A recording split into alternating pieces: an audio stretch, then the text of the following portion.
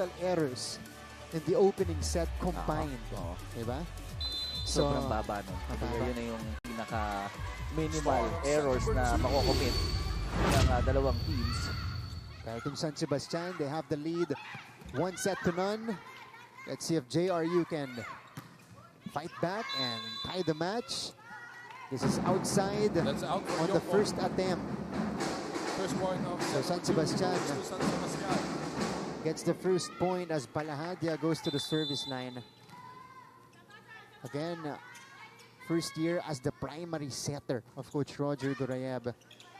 Itong si Jersin Balahadia.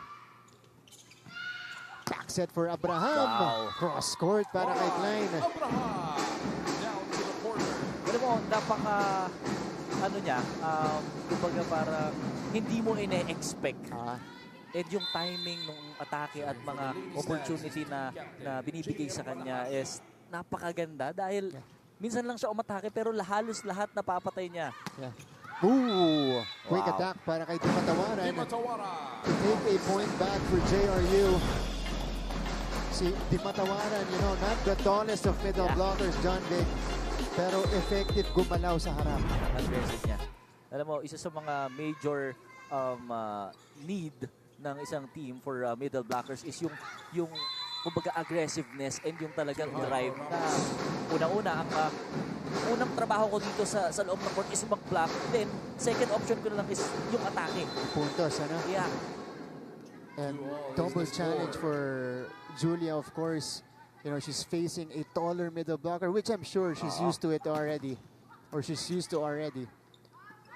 Ramos approaching. And she beats the blockers.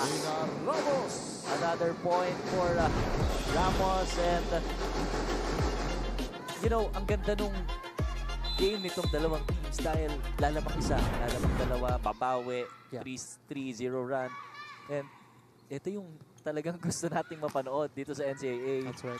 Kung paano ma-develop yung mga players, especially kapag marami ng games. And the teams as well. Yung mga, yung chemistry nila. Totoo. Yung galawan sa loob, yung connection nila. You know, nakikita natin, nag-i-improve kada laban. Oh, nice save from Navarra.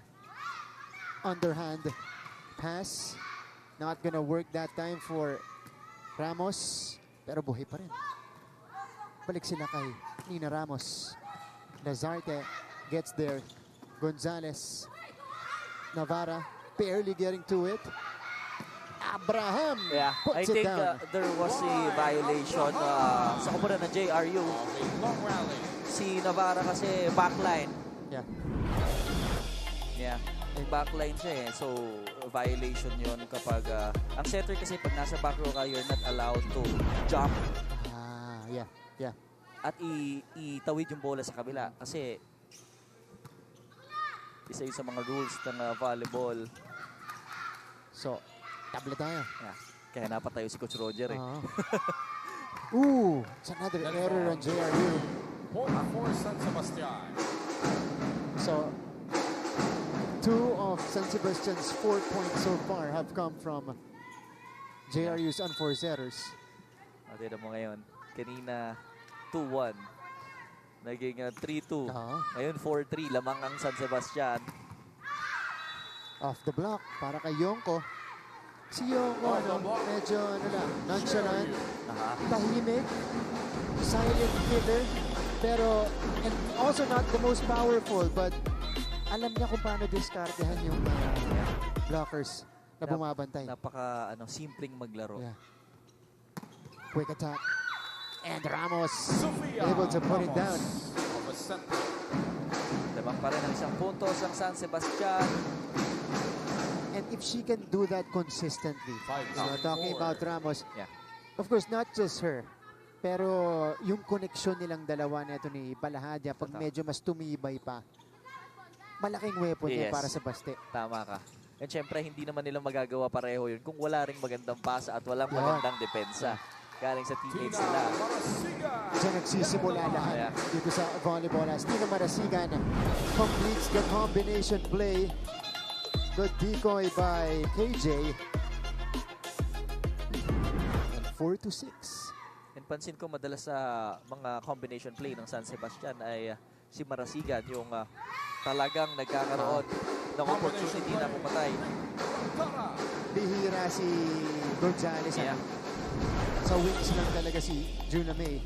Pero ito, si Kring Batara, a veteran middle blocker, able to score and cut the lead to just 1. But Yoko Service error. commits the service error.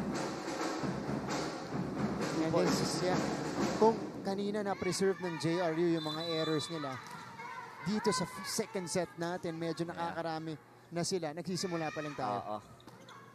So, from time to time, kailangan yan yung i-manage nila kasi yan yung medyo mahirap pagdating sa dulo. At yan din yung isa sa mga factors kung paano nanalo ang San Sebastian ng first half. Here's Nicole. Lazarte pops it up. Marasigan. Sharp angle. Oh, good reflexes by Nicole. Tiala again. Lazarte diving for the ball. Ball is still in play. Long rally alert. And the put away by Nicole Deala. What a great defense para sa dalawang koponan. And I think yung connection between the players of JRU, unti-unti naman nila nakukuha. Alam mo, imagine, balikan ko lang yung last season nila, season 100. While watching them, medyo, alam mo yun, hindi na-organize. Pag may nag-error, makikita mo yung reaction sa mga mukha na frustrated. But this is actually a different team. Ngayong season 101, ganda yung flow, relax. Matalo man sila, right nung percent, pero parang hindi mo makikita sa mukha nila yung frustration right after that match. Yung sasabihin ko, iba yung kumpiyansa sa JRU. Kahit mas bata yung lineup nila this year, they're showing confidence on the court. And again, these two teams will play it until the very end, will be part of at least a play. And as Kring Batara commits the service error, so San Sebastian is first to the technical timeout. Pagbalik po natin, may report si Bianca Tagarda.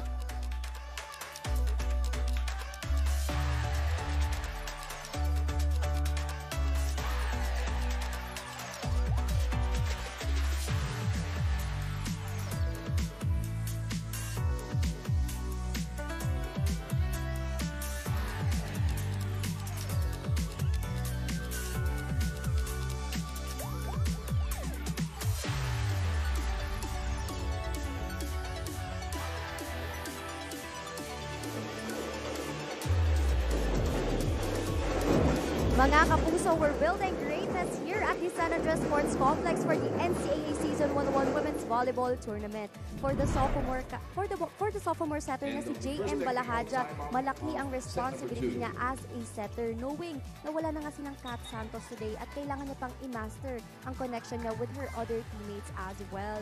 Pero sabi niya, last year daw, libero siya. But when their senior setter, Bonde Makulangan, went pro, she knew she had to step up. Hindi naman daw siya nahirapan dahil nag-spiker din siya during high school. An all-rounder. But going back to the game, despite winning the first set, frustrated si Coach Roger to his players dahil questionable daw ang kanilang decision-making. Aniya, wala akong pamalit sa inyo. Kulang pa nga tayo ngayon, kaya umayos kayo. Martin and John Vic? That's always the challenge for San Sebastian. Maraming salamat, Bianca Tagarda. A shorter lineup. Slightly depleted today with the subtraction of Kat Santos. Pero ito naman mga bata ni Coach Roger, they're very well coached, very disciplined. So, laban lang yan. Laban. And I'm sure yung napaka-importante for this team is yung recovery. Yeah. Grabe. Imagine, I've been there last, my second year. Naglaro kami sa championship. Big Ten. Pero ang pinaka-lineup lang namin is 7. Wow. So medyo talagang yung difficulty nung pinagdadaanan. Siya lang yung isang nyo. Oo. Tsaka, well, a main pro there as we see Marasigan commit the service error. Kumbaga as a player, you get more playing time on the court. Yeah. Diba? Kayo rin yung naglalaro. But in longer matches, and we've seen that here in the league, Matetest talaga yung stamina mo, yung endurance sa laban. Fatigue, di ba? Yun. Ooh! Juna Wow. Gonzalez. Juna Gonzalez rises for this bounce ball of a point. Oo. Kumagat itong si Di Matawaran dun sa quicker ng San Sebastian. Kaya open block. Oh. Juna Wow. again. Through the This box, time Juna going through the blockers. Gonzalez. Coach Mia Timeout. has seen enough. JRU. They're down by 4 here. Mag-establish yung block natin, makaka-block tayo. So, kailangan nyo i-establish yung block natin. Yung pattern natin, kailangan na una kayo doon para makuha natin yung bola, para may akyat natin. Pero, kung sasabayan lang nyo, kung ano yung ginagawa nila, hindi kayo aware kung ano nangyayari doon sa bola, hindi nyo makukuha yun. Simple. Tama, simple. Ah, Diba?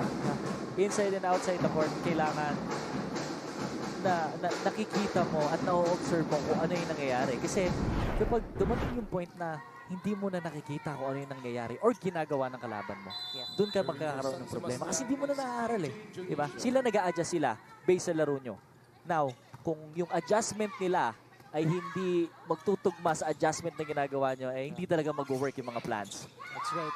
And now, Sofia that was not the response Coach Mia was hoping for. Ramos able to convert, and this is now the largest lead for San Sebastian.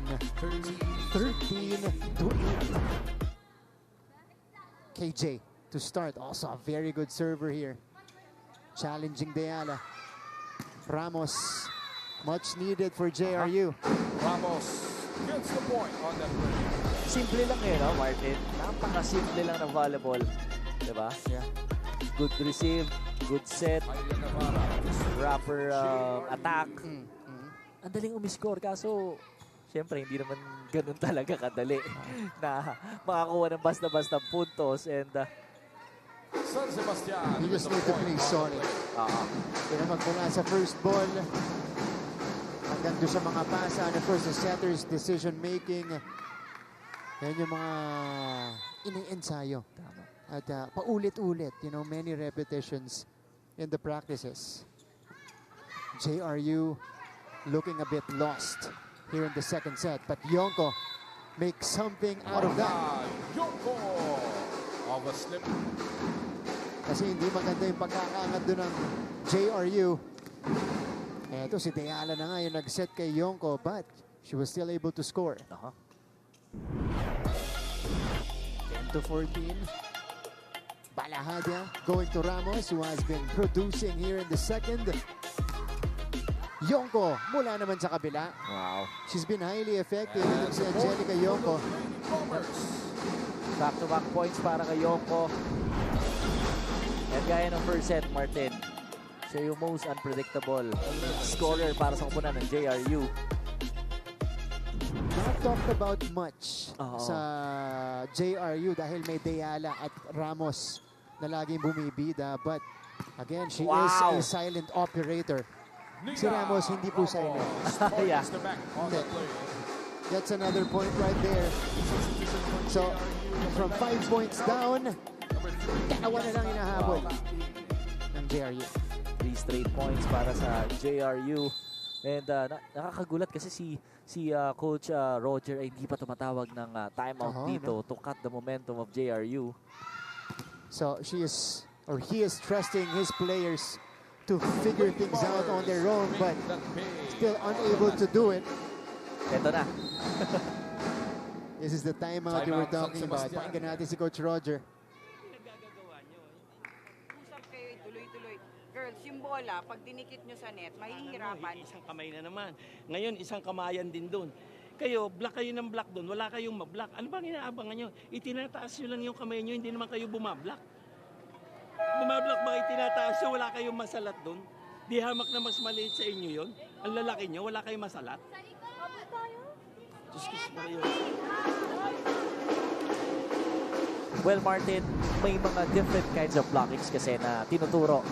Especially kapag mayroon kang tournament. Depende sa capabilities ng mga kalaban mo. Merong kill block, merong stop block, or merong yung stop block kasi para lang matapatan yung Papagaling vision. yung bola. Hindi, yung vision nitong mga defender natin, ang floor defense natin, para kahit saan ipalo nung spiker naka-ready.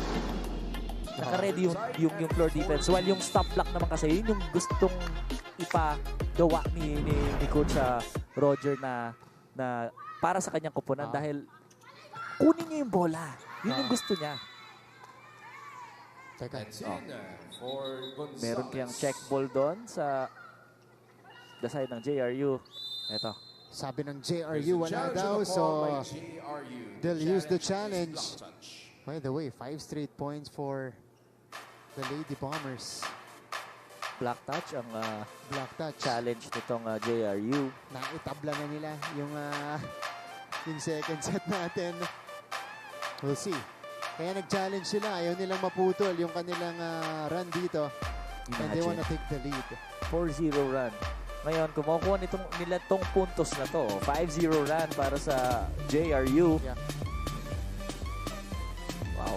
Grabe. Para game. Ganito rin tayo halos kanina. Nangyari lang yung run para sa JRU sa simula. So, was there a check? Was there a touch? None. Wow. So, There was no block touch. make that So the a chance by 6-0 run now. 6-0 run. successful. Wow. 15-14. Humabol na ulit dito ang JRU. You know, never say die attitude. Balahadia over to Abraham. Ramos, Lazarte tracking it down. Oh! And Too short for Ramos. the errors are piling up for Baste. 7-0 spurt for JRU as we go to the technical timeout. The second set. It's JRU the lead, 16-14.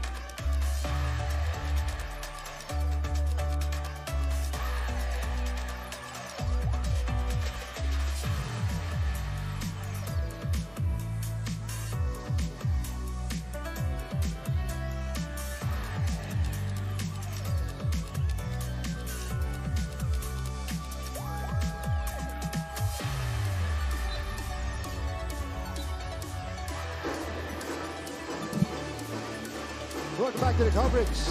All of a sudden, it's a 2-point lead for JRU. Salamat po sa inyong pagtutok via Heart of Asia. Nandiyan tayo sa GMA Sports PH online, Facebook X, and on IG, NCAA Philippines on YouTube, Instagram as well, and on X. 16-14. Kring. 7-0 run for JRU. And Whoa. it's been that kind of stretch for That's too Baste. much for Gonzalez. Multiple attack errors for San Sebastian. Imagine, 8-0 run. Medyo madugo para sa kapunan ng San Sebastian. And gusto ko lang i-comment itong pagpasok ni Bianca Dungka. Dahil, alam mo, yung service niya, kung paano mamahirapan yung receive nitong Baste. And yung defense, Sofia Sa Ramos. likod, ano? Follow through. kaso, pinutol agad. Nito ni Ramos ang bleeding nitong San Sebastian. Imagine 8-0 run. Ang haba nun, Martin. Kanina binanggit natin, San Sebastian was in full control of the second set with a 13-8 lead. And then JRU came alive, and now they continue to roll. Wow. 18-15 of that Kring Batara quick attack. Getting that ball high enough for Batara. Palahadia. Abraham challenging the blockers. Tumawid ang bola. Wow. But Kring was right there to put it down. 19-15 now in favor of JRU, looking to tie up the match. And she knows her job. Blockings. Pag may opportunity. Attack. Kring Batara, very active. Depusoy, nasa laban na natin para sa San Sebastian. Although hasn't taken an attempt as Abraham gives JRU a That's lot of point heat for the Lady on this Stars. cross-court kill. And kung mapapansin mo yung composure nitong San Sebastian no, nag-start tong second set natin, mas maganda compared dun sa JRU. Pero right now, nakikita natin medyo nararattle sila. Yeah. Sa first ball pa lang, Martin. At si Batara, With another set point. kuha na niya, no? Oo. She is on a roll and she is charging in full force. Kada kuha, kinakargahan. Yes. 6 points for Yonko. Marasigan, it's been a while. Wow. Angle was too tight as the ball went wide. But good intention. Pero ang ganda nun, Martin, kung pumasok. Yung first line, yung tinatawag nila first line, sharp cross hit. Yun. Ganda nun sana. Nipis eh. Sobra. Diba? Hirap ng angulong yun. As Yonko commits Service out. the error. Now, San Sebastian, their turn to attempt a run. 17 to 21 is the tally. Deyala. Oh, Lazarte saving it. Deposoy, that's her first hit. Kring, naitawid. Marasigan down the line. Dungka with the defense. Deposoy passing it to Balahadia, who goes to Marasigan. And single coverage by Kring Batara. Grabe. Point the one to Iba yung Batara. Grabe yung utak niya sa pagbabasa. Yun yung timing niya sa bola. We're entering the game. She has owned Is number 19, the second Julia set. Talking about Timatawa. Kring Batara.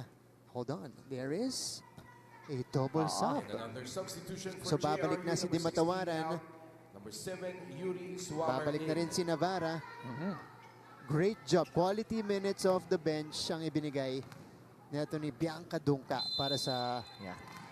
JRU. The game changer 22 serving of 17. second set para sa JRU. From serving to leading the floor defense. That's true. Deyala. Deposoy will try from the back row. DJ Deposoy hits it So from San the back row. Sebastian still trying to climb back. Apat ang hinahabol nila.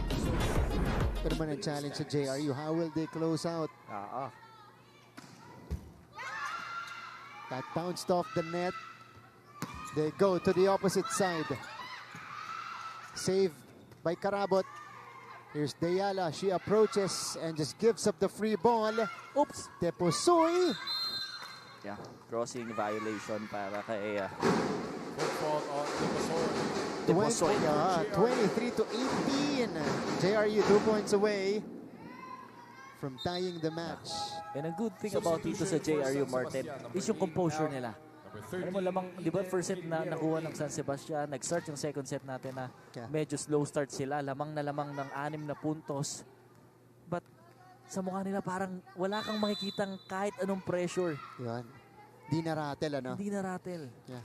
In fact, they embraced the challenge and went on a massive run as Deposoy. Off the block. That CJ had to feel good. Talking about Deposoy. Alam natin tong player na to, very powerful spiker, but she needs some warm-up time. Totoo. Diba? Navarra. Nasa likod si Dionisio. Back to Deposoy they go. Covered. This one went to the net. And that's two straight for San Sebastian. That's a point. So this is what we're talking about for JRU. How do they close out? There's a challenge. Oh, there's on the gonna be a ball by challenge. JRU. The challenge is Reaching beyond. Oh.